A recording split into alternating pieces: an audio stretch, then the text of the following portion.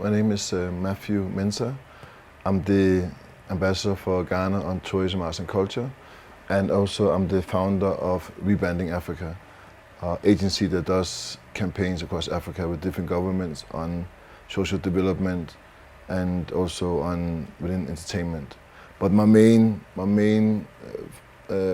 priority is humanitarian projects, especially gender-based violence, which is a big problem both in South Africa and it's also an issue in West Africa.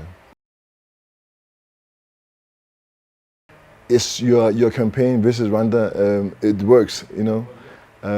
When you hear about a country so many times, and especially whatever you do when it comes to marketing and PR, it's the people that actually makes it a reality, you know. And I've met so many people from Rwanda, and they all had the same thing in common. They're all so warm and friendly. So I was like, you know, I had to find out if people really are like this, you know, that I meet outside, you know. And of course as well, due to my very good friend Bonita, from Global Events Africa, Global Africa Events, who doing a lot of things as well to promote high-end tourism in Rwanda, and of course Belize as well, another good friend of mine. So they were the one who encouraged me to come and visit Rwanda and bring some of the different projects that we are working on, bringing them to Rwanda to be able to assist in what you're doing already now, you know, especially within lifestyle and entertainment. Even when I was doing Miss Rwanda the other day, when I had the honor of being one of the judges, one thing that I noticed that your production is so high. You know, you have really fantastic production. The finishing, the stage setting, you know, everything was really high standard. And I have to admit, it was even better than what we have in West Africa. You know, honestly, I was really impressed. So when it comes to conferences, you guys, you know how to do that, like, you know, with your eyes closed. But with entertainment, I feel that we, especially from how we do it in South Africa and how we do it in West Africa, we will be able to bring something of value to Rwanda, you know, because I feel that even for me being here for a bit, there's not so much to do in the evening. You know, after you've been doing your meetings or conferences, you might want to go out and socialize, and I think it's in that area where we could be able to add some added value to Rwanda.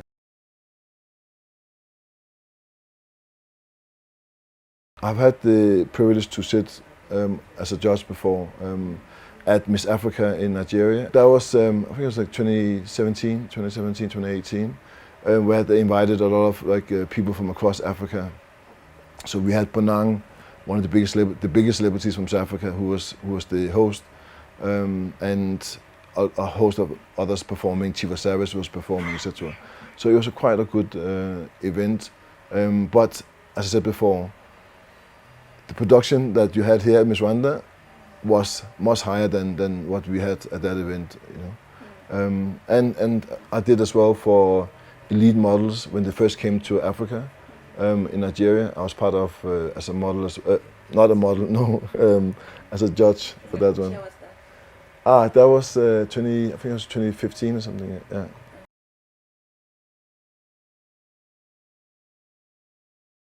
You know, I thought it was. I was really impressed. I mean, one of the things that I would take away from this event was the cultural performance. I mean, the cultural performance really gave me goosebumps. You know, I think it was really brilliant. And for me as well, being an ambassador for tourism, arts and culture, especially culture, because culture for me is really the soul and the heart of the people. You know, that shows. You know, and also the reception that you got within the auditorium, you know, when they did the performance. You know, it showed that people really love and really are proud of their traditions and their culture, which for me was really amazing to be able to experience. You know. There's a big bonus for Rwanda, but the biggest asset is the people. You know, I'm really still so blown away with how friendly, how kind people are. And you know, you know, you can come to Rwanda, you can get picked up in a VIP car and whatever, all those things. But that's not really what would give the right impression. It's when you're out walking on the streets by yourself and you go and do some shopping and so on. And I was out getting, what's it called? What's that chili you have? Akabanga. Yes. My friends was like, don't come back without akabanga. So I had to go out and find it. And people are so helpful and so friendly.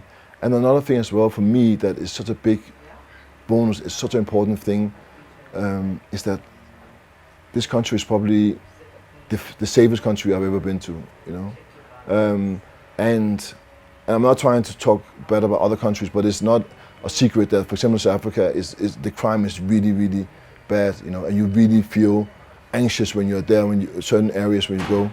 In Rwanda, you just feel so relaxed,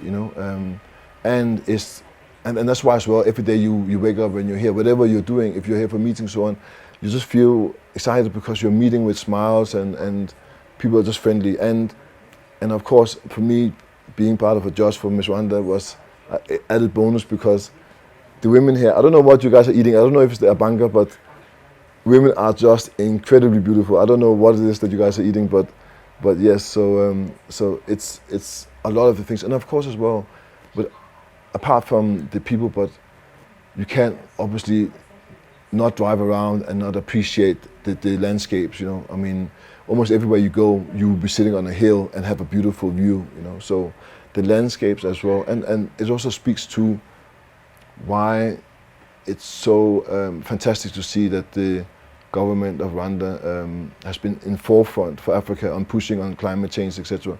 Because you can see how important it is. I mean, you can see what would happen to Rwanda that is so full of greenery everywhere, forest and so on, if you didn't protect the nature around you,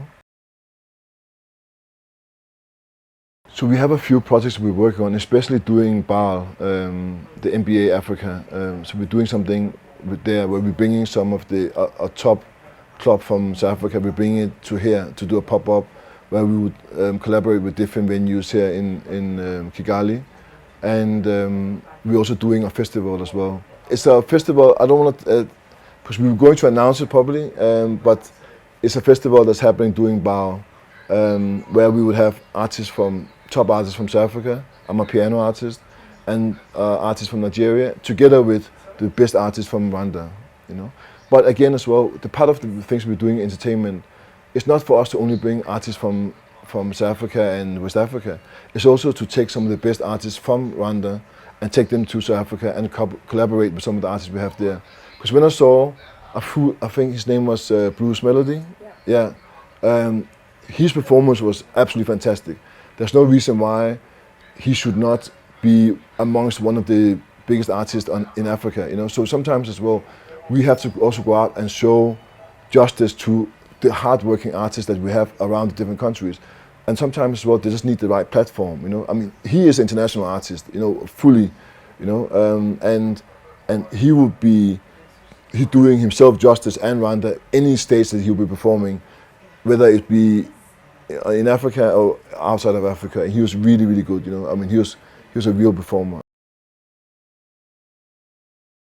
This is what I'm saying to people when I say, I said, come and experience how Africa can be and how Africa should be, and I think that Rwanda has shown how to get it right, When it comes to, not only when it comes to security, people feeling safe, but also regarding how people are being respected. For me, I work with also I have a campaign for gender-based violence. I have an orphanage in South Africa for young girls who's been abused.